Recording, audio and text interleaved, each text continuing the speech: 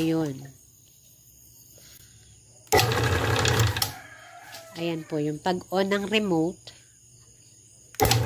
Ayan, umandar na po yung pulley natin at umandar na mismo yung motor. So, ayun. Kumbaga, ang indicator po natin, yung lumalagitik siya at nagro-roll po yung, yung pulley niya. Ito daw remote control na ito is pwede naman siyang ikabit sa pump, sa ilaw, or anything na gusto nating lagyan basta siya ay powered ng AC electricity. Madali rin po siyang ikabit at madali rin siyang i-operate. So, bali malaki po talaga yung advantage ng may remote control. Di na po natin need ng assistant to plug in or to plug out. Kasi pag wala po tayong remote sa sprayer, mahirap siyang gamitin kung mag-isa lang kayo. So, bali, ito po yung dulo ng hose na kailangan nating hawakan kapag i-operate na natin yung sprayer. Kailangan po, kailangan bago siya paandarin o bago siya i-plug in talaga, ay hawak nyo muna yung hose. Kasi pag hindi nyo siya hawak, magwa-wild po. Yung para siyang snake na naggagaganon. Po susunod ay AC input.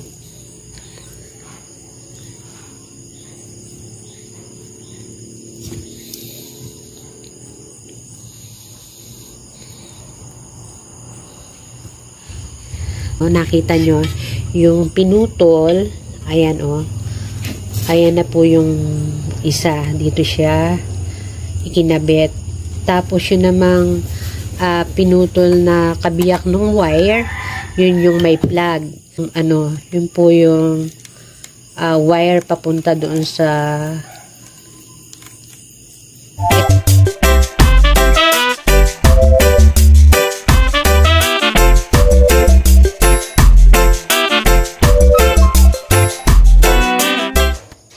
hello, good afternoon po mga ka-neighbors. Bali for today, ang topic po natin is about remote control. Ito po yung remote control ng para sa power spray. Bali na i-feature na po namin to dun sa isang vlog namin. Kaya lang, naka-focus po kasi siya sa sa paglilinis ng swimming pool. Hindi siya na-focus masyado kung paano siya i-install at kung paano siya i-operate. So, bale, sabi po ng husband ko, ito daw remote control na ito is pwede naman siyang ikabit sa pump, sa ilaw, or anything na gusto nating lagyan basta siya ay powered ng AC electricity. Madali rin po siyang ikabit at madali rin siyang i-operate. So, bali malaki po talaga yung advantage ng may remote control. Di na po natin need ng assistant to plug in or to plug out. Kasi pag wala po tayong remote sa sprayer, mahirap siyang gamitin kung mag-isa lang kayo. So, bali, ito po yung dulo ng hose na kailangan nating hawakan kapag i-operate na natin yung sprayer. Kailangan po, kailangan bago siya paandarin o bago siya i-plug in talaga, ay hawak nyo muna yung hose. Kasi pag hindi nyo siya hawak, magwa-wild po. Yung para siyang snake na naggagaganon. To the point na kung meron siyang surface na matouch, pwede pong ika-damage ng nozzle natin at pwedeng ma-damage kung ano man yung napaghatawan niya dahil sa lakas po ng pressure washer. So, yun po yung advantage talaga ng may remote kayo. May remote control kayo.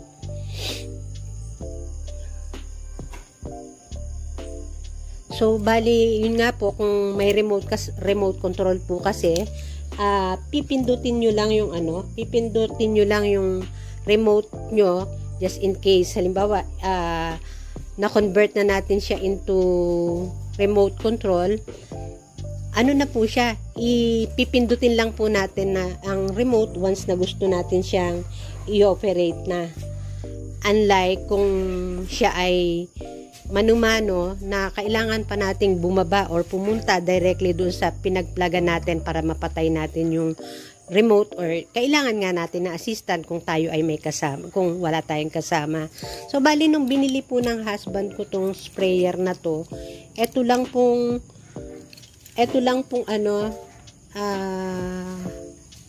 wire na to ang kasama niya. Ayan, connected po siya na ganyan. Do ngayon po, ang nakita nyo is may dugtong siya. Kasi po gusto lang namin talagang maipakita sa inyo yung kung papaano siya kinabit or ikakabit. So, idinuktong niya po uli for the meantime para ma-demo po namin yung actual na paglalagay. Kasi baka maitanong nyo, paano inilagay? So, yun po yung yung very purpose, kaya idinuktong niya uli ito. Pero noong binili po yan namin, isang diretsong wire lang po talaga siya. Po yung pinaka remote control panel. Ayan. So, madilim. So, ayan. Paano ko ba? Ayun. So, bali makikita po natin, meron po siyang 4 na terminal. So, dyan po natin ikakabit yung mga wires. Yung yung dalawang terminal sa left side, dito po ikakabit yung galing sa line side o yung galing sa outlet. Yun naman pong dalawang terminal sa right side, dito naman po ikakabit yung wire papunta sa machine na kakabitan natin. Need lang po natin na i-tighten ng siguradong mahigpit yung mga screw ng terminal block. Pag po kasi maluwag yung screw, pwede siyang mag-cause ng pag-init ng remote panel. At pwede rin siyang maging cause ng pagkasira din ito. At possibly, pwede rin po siyang pagmulan talaga ng aksidente. So, make sure po na na talagang mahigpit yung pagkakalagay natin, ang pagkakatornilyo natin. Eto na po tayo sa actual demo po nung pagkakabit. Kunyari nasa bago pa po tayo. Kasi 'di ba, as I've said, na-convert na po ito namin, pero for the sake na maipakita namin kung paano siya ikinabit, inidugtong po ulit ng husband ko yung wire. Ngayon, ipapakita na namin kung paano siya gagawin. Yan po, inalis na, kumbaga, yung from the bago, pinutol niya na po yung wire. So, pagkatapos pong putulin, ayan, ginaganyan niya po para iniaayos niya yung yung mga wires.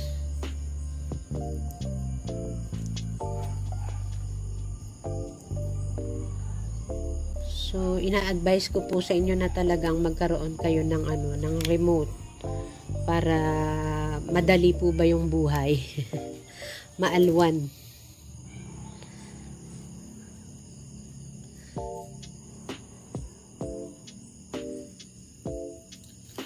Ito nga po pala yung itsura ng remote. Naipakita ko kanina pero saglit lang. So, ito yung ang itsura niya. Minsan nga po napapagkamalan ko remote ng kotse. Tayo sa process ng pagkakabit sa mga terminals.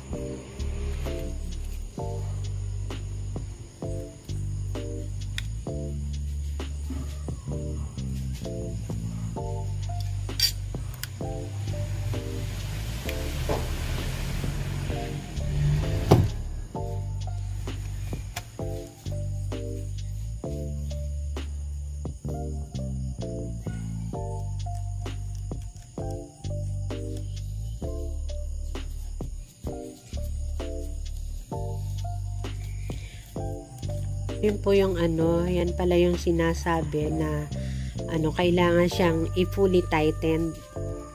Siyempre pagka sinasabi lang, hindi natin malaman kung alin ba yun. Kailangan siya ay fully tightened at make sure na yung mga wires ay kumpulan, hindi niya kailangang matouch yung ibang terminal. Kasi kung meron pong wire na tawag dito, hindi siya nag-loose yung isang wire dun sa group ng wires niya, pwede niyang matouch yung kabilang terminal na pwedeng mag-cause ng shortage pa tawag doon.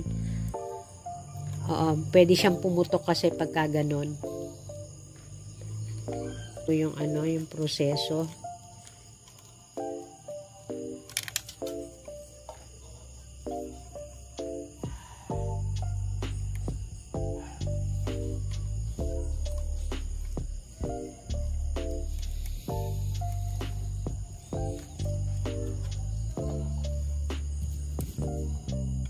Yung Phillips screwdriver para sa pagta-tighten or paghihigpit.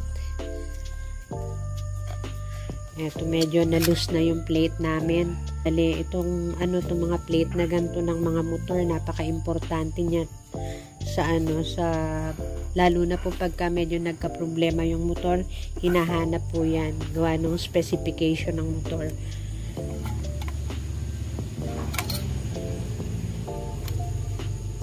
Po natin yung isang wire, dalawang wire, yung pong AC output. Man po susunod ay AC input.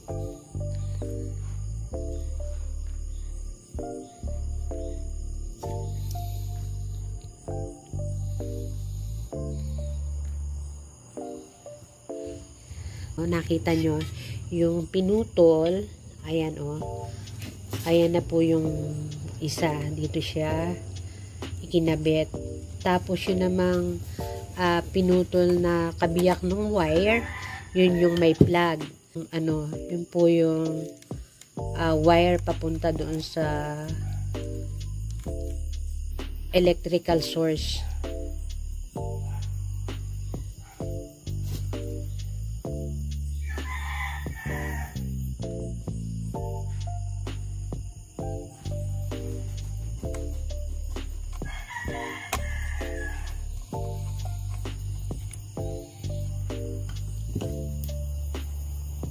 Medyo siya, medyo mabuting-ting pagka electrical terminal lag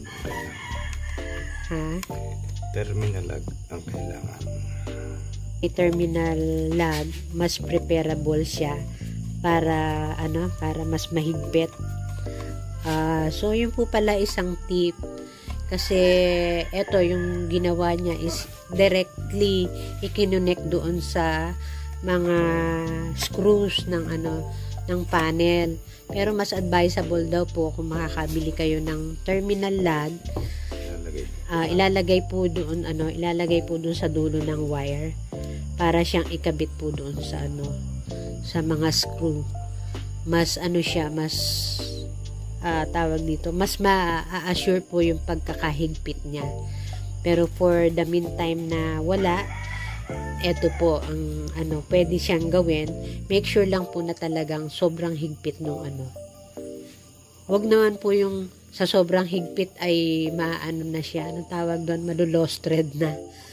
Basta good enough lang po na talaga siya mahigpit sa tansyan nyo.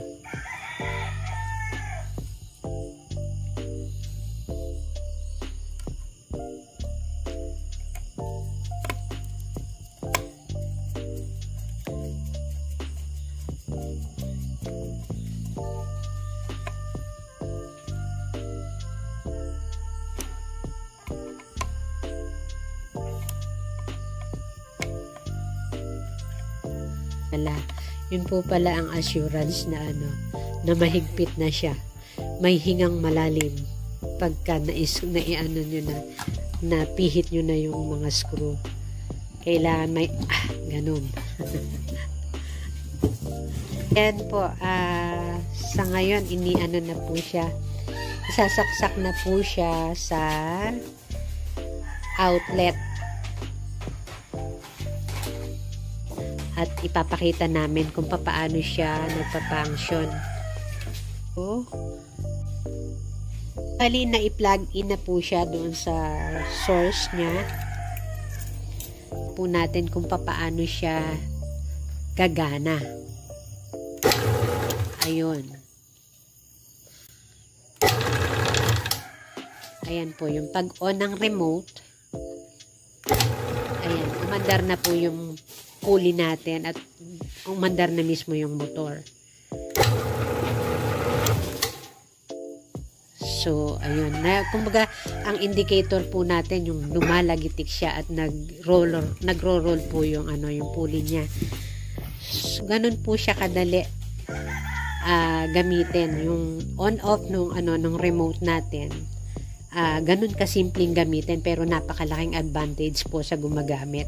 Hindi na po natin kailangang sumigaw para sabihin na patayin mo yung sprayer at tapos na ako.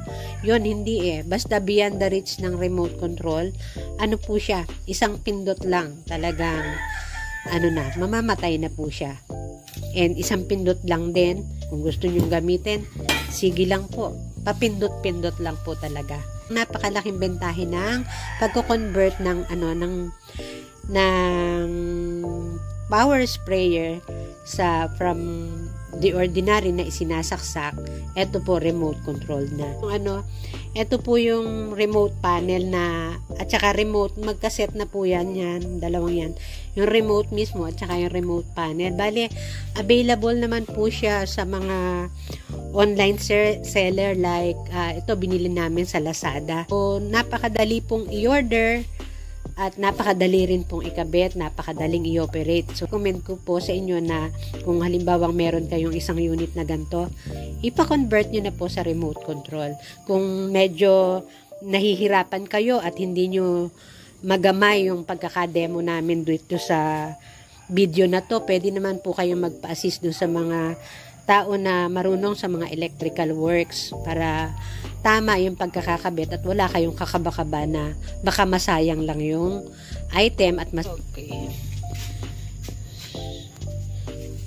So, bale, yun na lang po ang ating maise-share sa inyo for today.